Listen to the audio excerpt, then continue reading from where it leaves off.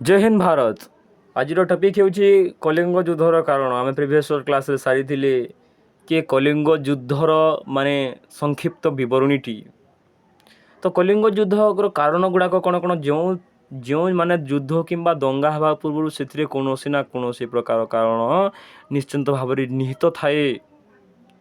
कौन बिना कारण बिना कौन युद्ध किंबा कौन दंगा हेब नहीं। बुझीगला। तो आपण को किए आसी चटकणा ठाई कि आपण गाले देदेला से बिना कारण आसी नथिबो हुए तो ता मन हिंसा द्वेष मनोभाव थी ना आपण तार कौन ना कौन क्षेत्र में क्षति करी। तेणुक आपण गालरे आसी ठाई कि चटकणाटे देखी पड़ेगा। तो तेणुक कलिंग युद्धर कारण एपरी भाव कौन कारण गुड़ाक निहित रही। कलिंग युद्ध हो बहुत भयानक युद्ध, भयावह युद्ध, जहाँकि अशोकों द्वारा कलिंग को आक्रमण कर। तो से युद्ध गुड़ाक आम आज तार गंठी को पुटुली को खोलिबा। तो देखो सिंहासन आहरणर अष्टम वर्ष ख्रीष्टपूर्व 261 अशोक कलिंग आक्रमण करते आम समस्त जाचु। यही युगांतकारी युद्ध पछरे रही अशोकों अनेक कारण, यथा राजनैतिक कारण। राजनैतिक कारण कौन ना राजनैतिक कारण रही पाकिस्तान रे अवस्थित शाहबाज गोड़ी ठारू माने से अशोकों त्रयोदश शिलालेख पाकिस्तान अवस्थित शाहबाज गोड़ी ठारू से त्रयोदश शिलालेख रही खोदित रही। कलिंग युद्धर बरणी त्रयोदश शिलालेखर आम संक्षिप्त भाव में बहुत विस्तृत भाव में जानी था। बुझीगला। तो षष्ठ शताब्दी में भारत थिला एक समृद्ध देश अर्थात बहुत अर्थनीति समस्त माने सोनर चिड़िया बोली कहुला भारत को। षष्ठ शताब्दी अर्थात सोनार चढ़ई बोलिकी भारत को कहुला। भारत वर्ष मध्य सामरिक पराकाष्ठा और आर्थिक समृद्धि थिला। समस्त धन संपत्ति कौन अभाव नाला आमर भारत वर्ष। षष्ठ शताब्दी मगध निजर साम्राज्यवाद नीति आचरण करथिला। षष्ठ शताब्दी कौन करथिला जो मगध थिला, मगधर जो मौर्य वंश स्थापन करा चंद्रगुप्त मौर्य करथिले से माने से राजा गुड़ाक कौन कले ना साम्राज्यवाद को नीति को अवलंबन कले। तो चंद्रगुप्त मौर्य और बिंदुसार साम्राज्यवाद नीति आचरिला परे सत्वे मध्य माने चंद्रगुप्त मौर्य और बिंदुसार जी की दुही बाप पुओ पिता पुत्र कौन कले साम्राज्यवाद को नीति आचरिला परे मध्य सेमाने कलिंग को आक्रमण करि पारि नथिले। किंतु किंतु किंतु एहा अशोकों समय रे ही सफल होइतिला। तांको द्वारा ही कलिंग को आक्रमण करा जाइथिला। तो बिंदुसार आम जानिछु अशोकों पिता होचंती बिंदुसार। तो मोर आपण माननको मु गोटे छोटिया कथाटे कहबा को जाउछि कि बिंदुसार ना कहीं की होइतिला। बिंदुसार तार ना कहीं दिया जाइतिला मु आपण माननको कहि सारी कि चंद्रगुप्त मौर्य को जितेबेले चाणक्य अधिक शक्तिशाली करने समस्त क्षेत्र में तांको स्ट्रंग करने बलशाली करने ज्ञान वृद्धि करने धनुर्विद्या शिखाइवाई माने ज्ञान प्रदान करथुले। सहीपरि भाव में अति बलशाली करने भात में सबुदिन टिके कौन दिखती ना पॉइजन्स बा विष टिके दौले टिके अर्थात बहुत माने कम दौले भात में विष टिके प्रतिदिन देउथांती। बुझीगला। बिंदु सॉरी आमर चंद्रगुप्त मौर्य भातरे खाद्य। तो दिने कौन है स्त्री ना तो मु जानी ना। जदि आपण जानवे बहुत भल कथा। मु खोजिली मु जाना पाइली ना। तेणुक स्त्री थिले गर्भवती अर्थात से गर्भवती थिले जितेबेले चंद्रगुप्त मौर्य भातरे मान चाणक्य विष टिके दौकी स्ट्रंग करने को चेष्टा करुले। सही समय रे माने सही घटना चली समय रे जितेबेले चंद्रगुप्त मौर्य भात माने खाद्य टिके रहीगला। तो से स्त्री आसी से भात माने खाद्य को खाइले। ये आम चाणक्य जाना पाइले जे तांकर गर्भवती स्त्री से भात को माने खाऊ अच्छी। तेणुक से तांकर माने पेट को चिरी देली। कहार पेट को ना चंद्रगुप्त मौर्य स्त्री पेट को चाणक्य। तो सही समय मध्य तथापि धीरे धीरे से गर्भरे थिबा शिशु बालकों माने तालू को अर्थात आम कहू ता कपाल को ବିନ୍ଦୁଟିଏ ପହଞ୍ଚି ଯାଇଥାଏ, ଅର୍ଥାତ୍ ସେ ବିଷ ବିନ୍ଦୁଟିଏ ପହଞ୍ଚି ଯାଇଥାଏ। ତେଣୁକରି ସେହି ବାଳକର ନାମ ହେଉଛି ଆମର ବିନ୍ଦୁସାର। ଯେହେତୁ ତା'ର କପାଳକୁ ଧୀରେ ଧୀରେ କରି ବିନ୍ଦୁ ପ୍ରବେଶ କରିଯାଇଥିଲା, ହେଲା, ତା'ର କପାଳକୁ କ'ଣ ହେଇଥିଲା ନା ଧୀରେ ଧୀରେ କରି ବିନ୍ଦୁ ପ୍ରବେଶ କରିଯାଇଥିଲା, ତେଣୁକରି ତା'ର ନାଁକୁ ଦିଆଗଲା ବିନ୍ଦୁସାର। ଇଏ ହେଉଛି ସେଇ ଛୋଟିଆ କାହାଣୀ। ଆପଣମାନଙ୍କୁ ଯଦି ଭଲ ଲାଗିଥିବେ ତାହେଲେ ଆପଣମାନେ ଦୟାକରି ଲାଇକ୍ଟି କରିଦିଅନ୍ତୁ, ବୁଝିହେଲା।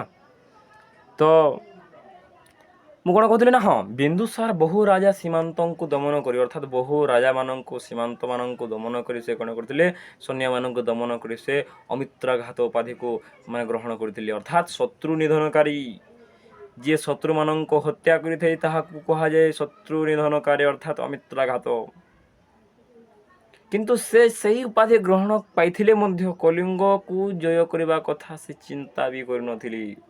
କାହିଁକିନା କଳିଙ୍ଗ ଥିଲା ଅଭିଜିତ ଦେଶ, କଳିଙ୍ଗ ଥିଲା ବହୁତ ସମୃଦ୍ଧିଶାଳୀ ଦେଶ, କଳିଙ୍ଗ ବହୁତ ସମୃଦ୍ଧିଶାଳୀ ଦେଶ ଥିଲା ବୋଲି ଯାହାକୁ କେହି ମଧ୍ୟ ଜୟ କରିପାରିନଥିଲେ, ଅର୍ଥାତ୍ ଯାହାକୁ ଜୟ କରାଯାଇ ନାହିଁ ତାହାକୁ କୁହାଯାଏ ଅଭିଜିତ ଦେଶ। ଆପଣମାନେ ସମସ୍ତେ ଏହାକୁ ନୋଟ୍ କରିଦିଅନ୍ତୁ ଏବଂ ଟିପି ରଖନ୍ତୁ।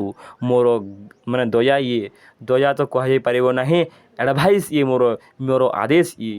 ତ ଆମର ଯେଉଁ କଳିଙ୍ଗବାସୀ ଥିଲେ ପିଲି ବହୁତ ଇଣ୍ଟରେଷ୍ଟିଂ ଲୋକ, ବହୁତ ଆତ୍ମନିର୍ଭରଶୀଳ ଲୋକ। ସେ କାହା ଉପରେ ଭରସା କରୁନଥିଲେ, ସେ ସ୍ୱାଧୀନ ଚେତନା ଥିଲେ। ସେ ଇଣ୍ଡିପେଣ୍ଡେଣ୍ଟଲି ତାଙ୍କର କାର୍ଯ୍ୟକୁ ସେ ପରିଚାଳନା କରୁଥିଲେ। ସେ ଥିଲେ ଶକ୍ତିଶାଳୀ ଥିଲେ ସେହି ସମୟରେ ଆମର କଳିଙ୍ଗର ବାସୀ। ବର୍ତ୍ତମାନ ହେଲେ କ'ଣ ଆମ କଳିଙ୍ଗବାସୀ କମ୍ ଅଛନ୍ତି କି?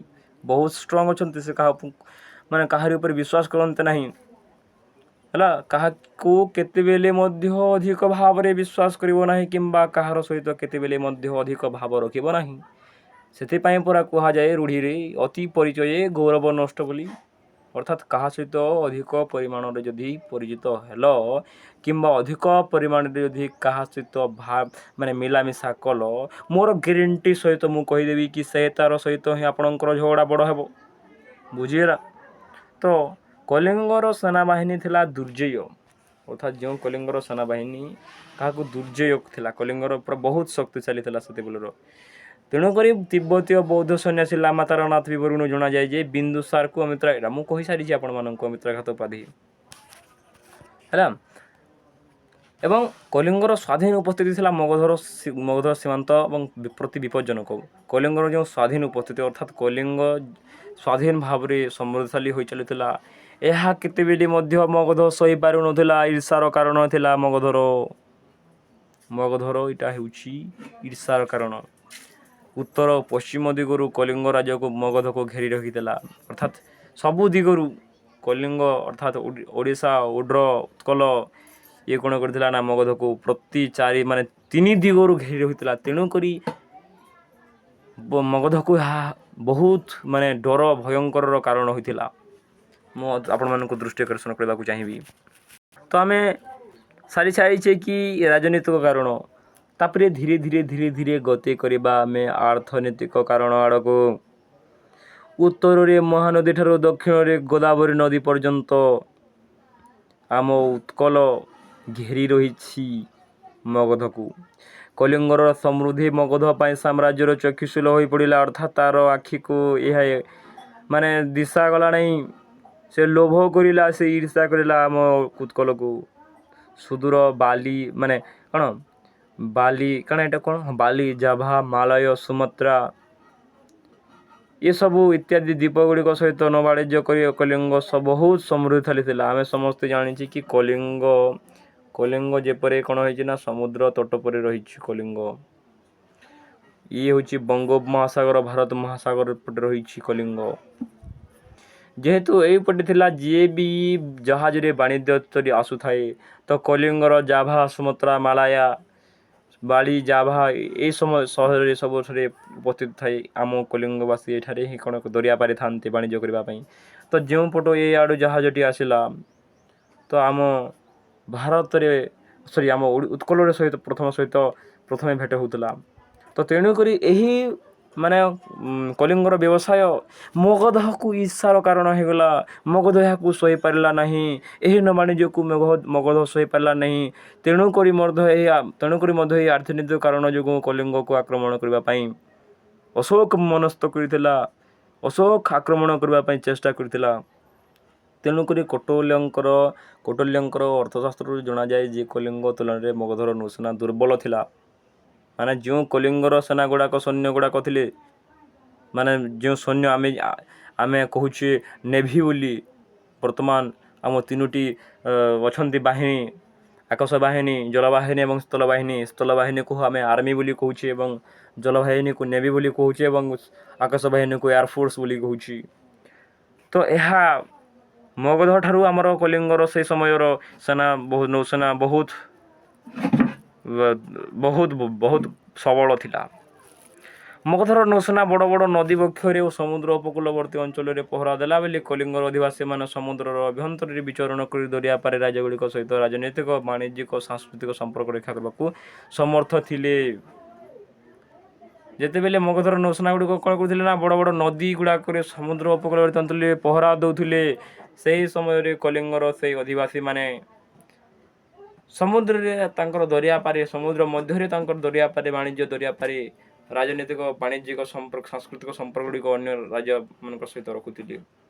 ଅଶୋକ ଏହା ଠିକ୍ ରୂପେ ଉପଲବ୍ଧି କରିଥିଲେ ଏବଂ କଳିଙ୍ଗ ଆକ୍ରମଣ କରିବା ପାଇଁ କଳିଙ୍ଗବାସୀଙ୍କୁ ଉପଯୁକ୍ତ ଶିକ୍ଷା ଦେବା ପାଇଁ ମଧ୍ୟ ମନସ୍ଥ କରିଥିଲେ। ଏହା ହେଉଛି ଗୋଟିଏ ଈର୍ଷାର କାରଣ, ମଧ୍ୟ ଅର୍ଥନୈତିକ କାରଣ ଆମେ ସାରିଛୁ। ଆମେ ଧୀରେ ଧୀରେ ଗତି କରିବା ବାଣିଜ୍ୟଗତ କାରଣ ଆଡ଼କୁ। ଆଚ୍ଛା, ବାଣିଜ୍ୟଗତ କାରଣରେ କ'ଣ ଦେଇଛି ନା କଳିଙ୍ଗର ଅର୍ଥନୈତିକ ସମୃଦ୍ଧି ସହିତ ଏହାର ବାଣିଜ୍ୟିକ କାରବାର ଅଶୋକଙ୍କୁ କ୍ଷୁବ୍ଧ କରିଥିଲା। ବାଣିଜ୍ୟ କ୍ଷେତ୍ରରେ ମଗଧର ମୁଖ୍ୟ ପ୍ରତିଦ୍ୱନ୍ଦ୍ୱୀ କଳିଙ୍ଗର ମୁଖ୍ୟ ପ୍ରତିଦ୍ୱନ୍ଦ୍ୱୀ ହେଉଛି କଳିଙ୍ଗ। ଯାହା ବି ବିଜନେସ୍ କ୍ଷେତ୍ରରେ ତା'ର କହିପାରିବା ଅପୋଜିଟ୍ ପ୍ରଦେଶ ଭାବରେ ତାଙ୍କ ପ୍ରତିଦ୍ୱନ୍ଦ୍ୱୀ ପ୍ରଦେଶ ମାନେ ଏଗେନ୍ଷ୍ଟରେ ରହିଛି କଳିଙ୍ଗ ବୋଲି ସେ ମଗଧ ମନସ୍ଥ କରିଥିଲା। କଳିଙ୍ଗ ଉପକୂଳରେ ପୁରୀ, କୋଣାର୍କ, ଯେଉଁ ପୋତାଶ୍ରୟ ଗୁଡ଼ାକ ଥିଲା, ଜାଭା, ସୁମାତ୍ରା, ମାଲୟ ଓ ସିଂହଳ, ଶ୍ରୀଲଙ୍କା ପରି ବିଭିନ୍ନ ଦେଶ ସହିତ ସମ୍ପର୍କ ରହୁଥିଲା କଳିଙ୍ଗ। କିନ୍ତୁ ଏହା ମଗଧ ସହିପାରୁନଥିଲା। ବର୍ତ୍ତମାନ ମଧ୍ୟ ଆପଣମାନେ ଜାଣିଥିବେ, ଯଦି ଗାଁରେ ଚାକିରି କଲା କିମ୍ବା ଧନୀ ହେଇଯାଉଛି, ଜଣେ କରି ନ ପାରୁଥିବ ସେଇଟା, ସେ ଚେଷ୍ଟା କରିବ ନାହିଁ କିପରି ଧନୀ ହେବ। ସେଇ ଯେଉଁ ବିଚାରଟା ଧନୀ ହେଇଥିବ ତାର ପଛରେ ସମସ୍ତେ ଲାଗି ପଡ଼ିବେ। ସେହିପରି ଏହି କ୍ଷେତ୍ରରେ ମଧ୍ୟ କଳିଙ୍ଗ ଯେପରି ଭାବରେ ଧନୀ ହେଉଥିଲା, ସମୃଦ୍ଧିଶାଳୀ ହେଉଥିଲା, ମଗଧ ସହିପାରିଲା ନାହିଁ। କ'ଣ କରିବା? ଗାଙ୍ଗେୟ ଉପତ୍ୟକାରୁ ସୁନ୍ଦର ଦାକ୍ଷିଣାତ୍ୟ ପର୍ଯ୍ୟନ୍ତ ସ୍ଥଳ ପଥରେ ପ୍ରମୁଖ ବାଣିଜ୍ୟ ପଥମାନର କଳିଙ୍ଗ ମଧ୍ୟ ଦେଇ ଲମ୍ବି ଯାଇଥିଲା। ଗାଙ୍ଗେୟ ଉପତ୍ୟକାରୁ ଦାକ୍ଷିଣ ପର୍ଯ୍ୟନ୍ତ ସ୍ଥଳ ପଥରେ ବାଣିଜ୍ୟ ଗୁଡ଼ାକ ଲାଗି ପଡ଼ିଥିଲା। ଅର୍ଥାତ୍ ବାଣିଜ୍ୟ ସମସ୍ତ କ୍ଷେତ୍ରରେ ସର୍ବଗୁଣ ସମ୍ପନ୍ନ ଥିଲା ସେତେବେଳେ କଳିଙ୍ଗ। ସମସ୍ତ ଗୁଣ ଥିଲା ତାର ପାଖରେ, ଧନ ହଉ, ସମ୍ପତ୍ତି ହଉ, ସାଂସ୍କୃତିକ ହଉ। ସେଥିପାଇଁ ପରା ଜଗତର ନାଥ ଜଗନ୍ନାଥ ଆମ କଳିଙ୍ଗରେ, ଉତ୍କଳରେ ସେ ନିବାସସ୍ଥଳୀ କରିଛନ୍ତି। ମଗଧର ପ୍ରଭୁତଃ ସମ୍ବଳ ଥିଲେ ମଧ୍ୟ ତଥା ବହି ଦେଶଗୁଡ଼ିକ ସହିତ ଏହାର ଘନିଷ୍ଠ ସମ୍ପର୍କ ରହିଥିଲେ ମଧ୍ୟ ବାଣିଜ୍ୟିକ ପଥର ସୁବିଧା ନଥିବା ହେତୁ ଏହାର ବ୍ୟବସାୟ ଯଥେଷ୍ଟ ପରିମାଣରେ ବାଧାପ୍ରାପ୍ତ ହେଉଥିଲା।